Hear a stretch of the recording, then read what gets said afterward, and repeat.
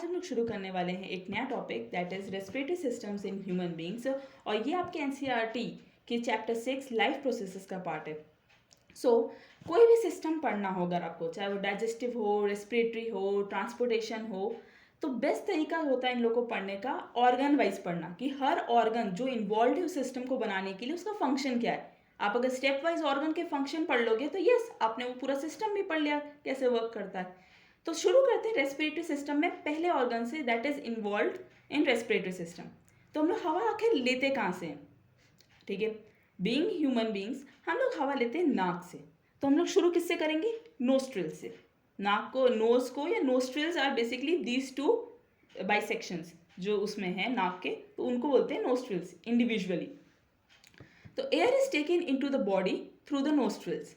The air passing through the nostrils is filtered by the fine hairs that line the passage. ठीक, जैसा कि मैंने बताया हवा हम लोग नाक से लेते हैं, so these two nostrils help us to take air. और ये एयर कैसे फिल्टर होती, बहुत ज़्यादा डस्टी एरिया हो या कुछ भी हो तो उसको फिल्टर करने का काम रहता है हमारे नोस्ट्रिल्स में प्रेजेंट छोटे छोटे हेयर्स का। ठीक, आप लोग ऐसे कई बार देखते भी होंगे बूढ़े बूढ़े अंकल को ऐसे नाक से ना बाल कटिंग करते हुए, हैव सम हेयर्स जो फिल्टर करने के काम करते हैं, एक टाइप का फिल्ट्रेशन प्रोसेस है वो नेचुरली। दूसरा क्या है? The passage is also lined with mucus which help in this process यानी फिल्ट्रेशन के प्रोसेस में। कई लोगों को नाक कुरेदते देखा आपने, they are doing nothing but they are actually removing mucus, क्योंकि वो इरिटेशन सा पैदा करता है म्यूकस हम लोग के उसमें। आप लोग जब छींकते हो या फिर जब आपको सर्दी होती है, the thing that comes out of your nostrils are mucus. ठीक, तो वो म्यूकस क्यों हेल्प कर रहा है आपको? वो म्यूकस हेयर्स की लाइनिंग्स पे जमा रहता है जिससे डस्ट पार्टिकल्स उस पर जाके चिपक जाते हैं एंड इवेंचुअली डस्ट हमारे अंदर एंटर नहीं कर पाता। अब कई लोग के दिमाग में ये क्वेश्चन आएगा कि आखिर हम लोग मुंह से क्यों नहीं हवा ले सकते? मुंह से भी हवा लेते हैं कई बार, जब हम लोग हाफते हैं तो हम लोग मुंह से हवा लेते हैं।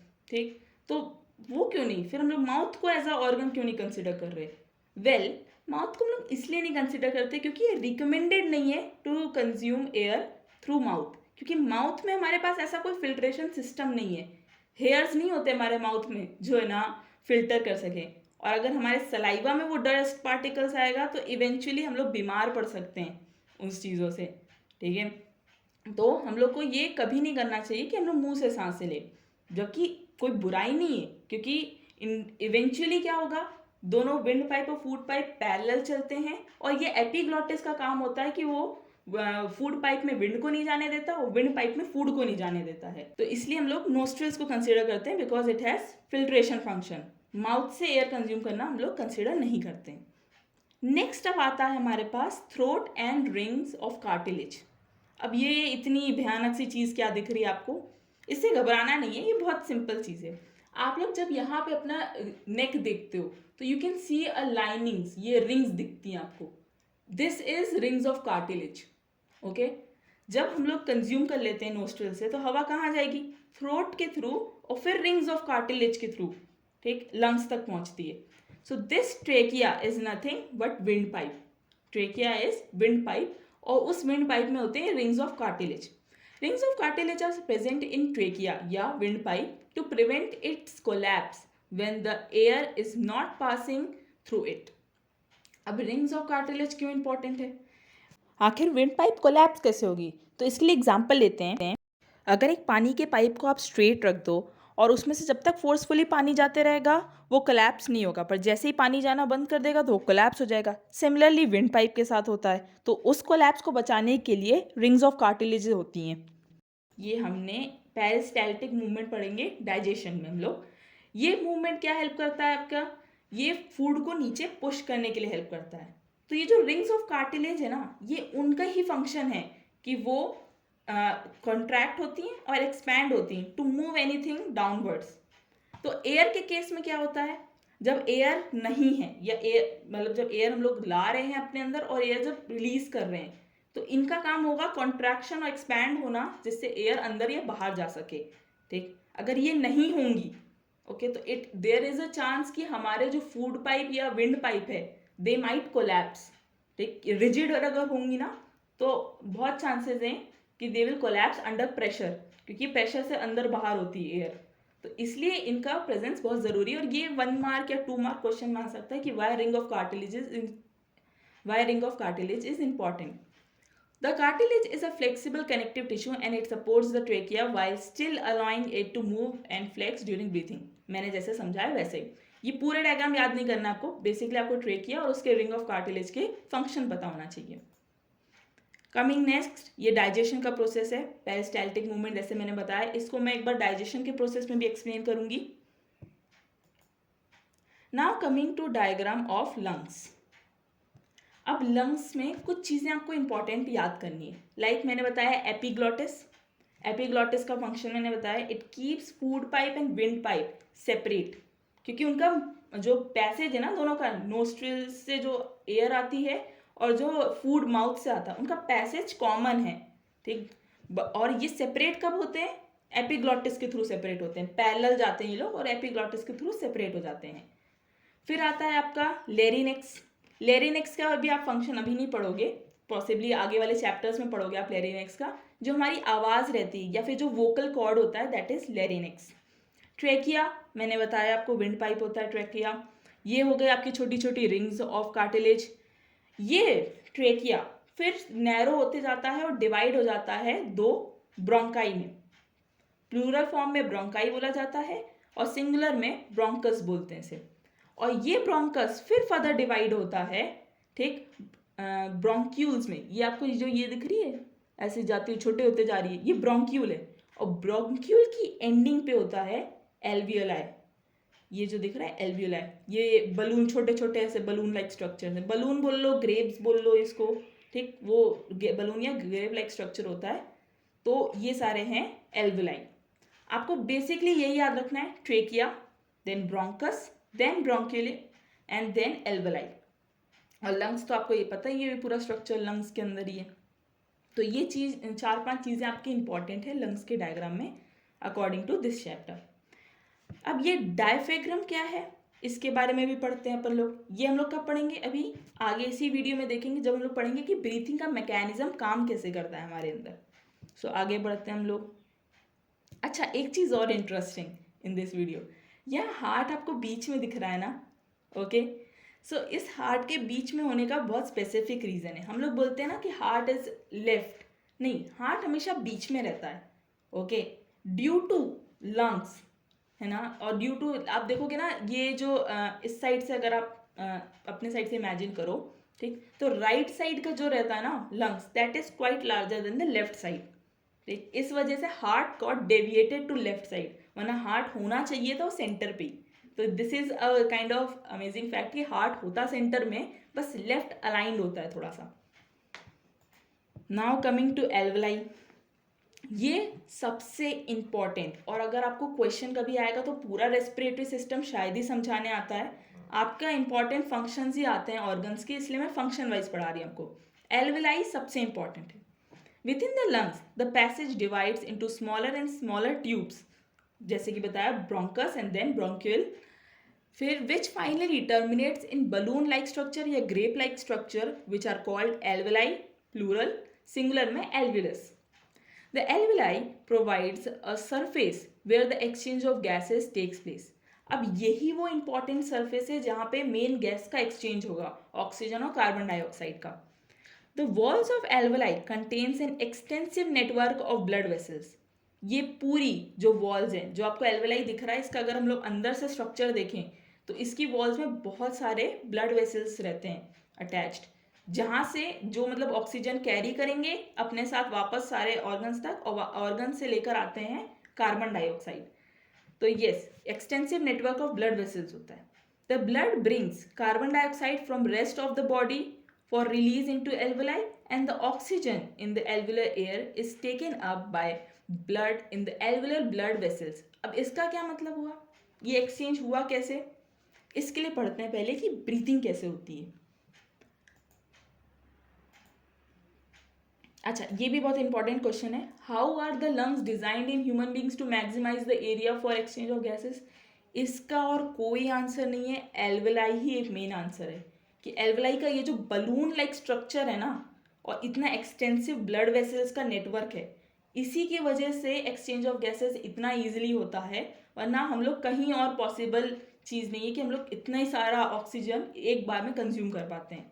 ठीक, ऐसा और कोई ऑप्शन नहीं है, अल्टरनेटिव नहीं है। तो हम लोग का एक ही आंसर होगा एल्वेलाई, जिसके थ्रू हम लोग कर पाते हैं एक्सचेंज ऑफ गैसेस। और एल्वेलाई का भी दो है रीज़न, कि उसका स्ट्रक्चर बलून लाइक है और दूसरा उसमें एक extensive network of blood vessels है। फिर आते हैं कि आखिर हम लोग है ना इनहेलिंग और एक्सहेलिंग कर कैसे पाते हैं। इनहेलिंग हम लोग है ना कैसे कर पाते हैं, जब हम लोग का डायफ्राम है, लंग्स के नीचे हमने एक देखा था ना ऐसे कर्व टाइप का मेम्ब्रेन है, ये मेम्ब्रेन होता है डायफ्राम। और डायफ्राम जब नीचे मूव करता है तो ऑक्सीजन अंदर आती है, यानी जब हम लोग सांस ले पा रहे हैं यानी डायफ्राम नीचे पुल हुआ है। ठीक, और जब हम लोग सांस छोड़ते हैं तो डायफ्राम ऊपर हुआ है, इसलिए फोर्स से हम लोग छोड़ पाते हैं, एकदम प्रेशर से छोड़ पाते हैं। तो दिस इनहेलिंग एंड एक्सहेलिंग के लिए डायफ्राम का रोल बहुत इंपॉर्टेंट है। अब डायफ्राम जब नीचे खिंचता है, एक बलून वाला एग्जांपल नहीं लेते, जब ऐसे बॉल को ऊपर रख देते हैं, बलून को ऐसे स्ट्रेच करते हैं, छोड़ते हैं तो बॉल पॉप हो जाती है। ठीक, वैसे ही सिस्टम है कि आप जब ऐसे नीचे कर रहे हो तो सक कर रहा है प्रेशर से वो पूरा एयर को। तो इस प्रेशर की वजह से ही, एक सेकेंड, इस प्रेशर की वजह से क्या होगा, when we breathe in, we lift our ribs and flatten our diaphragm and the chest cavity becomes larger as a result. Because of this, air is sucked into the lungs and fills the expanded alveoli. अब जो air आएगी वो तुरंत इन alveoli में भर जाएगी। Alveoli का जो सैक होता है ना, ये जो आपको ऐसे दिख रहे हैं सैक्स, उसमें भर जाती है पूरी एयर। ठीक, और क्या हम लोग का ब्लड पहले से कार्बन डाइऑक्साइड पहुंचा देता है एल्वेलाई तक, पूरे बॉडी से कार्बन डाइऑक्साइड लेके पहुंचा देता है। तो जैसे ही है ना एयर आती है, वो ब्लड में मिक्स होती है और कार्बन डाइऑक्साइड रिलीज हो जाती है बाहर। The oxygen in the alveolar air is taken by the blood in the alveolar blood vessels to be transported to all the cells in the body. अब बोलोगे कि ऐसा क्यों हुआ, मतलब कार्बन डाइऑक्साइड बाहर क्यों चली गई और ऑक्सीजन अंदर क्यों आ गई। वेल, ये जो डाउट है ना, इसको हम बहुत ईजिली एक्सप्लेन कर सकते हैं कि आखिर हमारे ब्लड में ऐसा है क्या कि ऑक्सीजन जल्दी से कंबाइन हो जाता है हमारे ब्लड के साथ। इस क्वेश्चन से ही इसका आंसर निकलेगा। तो हम लोग पढ़ते हैं पहले हेमोग्लोबिन के बारे में। हेमोग्लोबिन हमारे ब्लड में प्रेजेंट एक पिगमेंट है। रेड ब्लड सेल्स होते हैं ना हमारे, उसमें जो रेड कलर देता है वो रेड कलर आता है हमारा हेमोग्लोबिन की वजह से। ठीक, तो ये हेमोग्लोबिन को और क्या बोल सकते हैं, the respiratory pigment present in human beings. ठीक, और इसकी हाई एफिनिटी होती है ऑक्सीजन के लिए। एफिनिटी यानी ये बहुत ज़्यादा जल्दी कंबाइन होता है ऑक्सीजन के साथ कंपैरिजन टू कार्बन डाइऑक्साइड। इसलिए जैसे ही वो कांटेक्ट में आता है ऑक्सीजन के, तो तुरंत कार्बन डाइऑक्साइड रिलीज कर देता है और ऑक्सीजन के साथ कंबाइन होकर चले जाता है। ठीक, दैट्स द रीज़न कि एक्सचेंज इतनी ईजिली पॉसिबल हो पाता है। This pigment is present in red blood corpuscles. Corpuscles का मतलब होता है सेल्स। ठीक, उसको आप रेड ब्लड सेल्स भी लिखोगे तो गलत नहीं बोल रहे हो आप। Carbon dioxide is more soluble in water and oxygen is and hence is mostly transported in the dissolved form in our blood. ठीक, मतलब ऑक्सीजन की ज़्यादा एफिनिटी किसके साथ है, ब्लड के साथ, यानी हेमोग्लोबिन के साथ। बेसिकली हेमोग्लोबिन के साथ इसकी ज़्यादा एफिनिटी है, और कार्बन डाइऑक्साइड की वाटर के साथ। अब वाटर हमारे में दो ज़रूर है ना, फ्लो नहीं करता है। ठीक, बट जैसे ही कॉन्टैक्ट में आता है ऑक्सीजन के साथ, तो ऑक्सीजन को प्रायोरिटी देता है और ऑक्सीजन के साथ ही लेके सारे सेल्स तक पहुंचता है। और जब सेल से आता है वो, तो कार्बन डाइऑक्साइड अपने साथ लेते हुए आता है। तो ये हो गया पूरा फंक्शन। हम लोग स्टार्टिंग से एक रिवीजन मारते हैं। ये अपन ने क्या किया, हमने पहले पढ़ा नोस्ट्रिल्स के बारे में, जिनमें फिल्ट्रेशन सिस्टम है थ्रू लाइंस ऑफ हेयर्स, और जिनमें म्यूकस भी रहता है जिसकी वजह से डस्ट पार्टिकल कैप्चर हो पाता है। दूसरा पढ़ा हमने क्या, throat and ring of cartilage, जो हेल्प करती है कि हमारा विंड पाइप कोलैप्स नहीं हो while transportation of air. Okay, transportation नहीं बोल सकते, एक्सचेंज ऑफ एयर। फिर हम लोगों ने तीसरा क्या पढ़ा, एल्वेलाई। ठीक, bronchus and bronchiole is nothing, tubular structures हैं जो छोटे से छोटे होते जा रहे हैं। ओके, एल्वेलाई का फंक्शन पढ़ा हमने कि वो अपने बलून लाइक स्ट्रक्चर और हाई नेटवर्क ऑफ वेसल्स की वजह से एक्सचेंज ऑफ गैसेस कर पाता है।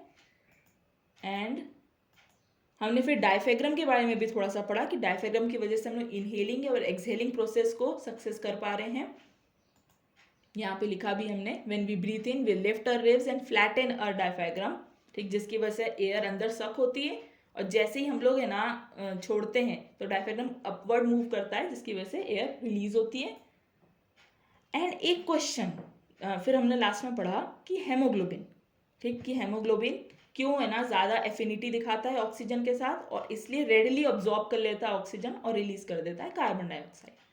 ये आपका हेमोग्लोबिन बहुत इंपॉर्टेंट है। एल्वेलाई बहुत इंपॉर्टेंट है, इसमें जो 2 है ना मार्क्स के 3 मार्क्स के बोलते हैं ना रीजनिंग क्वेश्चन बन सकते हैं, वो इन्हीं से बनते हैं।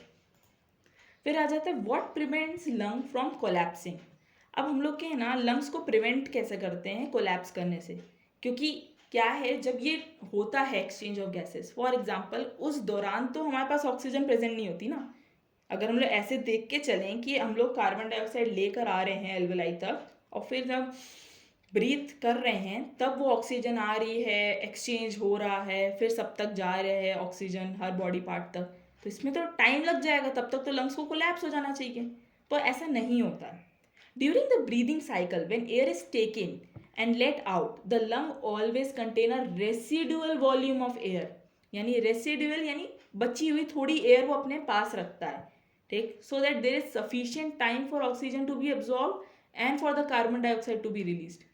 जब आप सांसें रोकते हो ना, वो बेसिकली क्या चेक कर रहे हो आप, द कैपेसिटी की लंग्स कितना रेसिडुअल एयर अपने अंदर रोक पा रहा है, ठीक। ऐसा तो नहीं कि अगर मैं 1 मिनट या फिर 1 मिनट तो बहुत ज़्यादा हो गया, इतनी कैपेसिटी मेरी नहीं है, बट 30 सेकंड के लिए अगर मैं सांस रोकती हूँ तो आई विल नॉट डाई, या फिर मेरी लंग्स कोलैप्स नहीं होंगे। क्यों नहीं होंगे? क्योंकि उनके पास इतनी रेसिडुअल एयर बची है कि वो ऑक्सीजन और कार्बन डाइऑक्साइड का ये चेंज बोलते हैं ना, एक्सचेंज चेंज, वो कंटिन्यू रख सकते हैं इवन इफ मैं इनहेल नहीं कर रही हूँ नया ऑक्सीजन, बट ये कुछ लिमिटेड टाइम तक ही रहती है रेसिडुअल एयर, फिर आपको इनहेल करना ही पड़ेगा to keep yourself alive. तो ये पूरा प्रोसेस था हम लोग का रेस्पिरेटरी का। इसमें है ना ये डायग्राम आप प्रेफर कर सकते हो, ये डायग्राम मेरे को ज़्यादा सिंप्लीफाइड लगा एज कम्पेयर टू NCERT 1, तो आप इसको प्रेफर कर सकते हो, ठीक। आप जब भी नोट्स बनाना ऑर्गन्स के सेपरेट फंक्शंस लिख के बनाना तो आपको ईजी पड़ेगा सिस्टम याद करने के लिए। तब तक के लिए गुड बाय, मिलते हैं नेक्स्ट वीडियो में।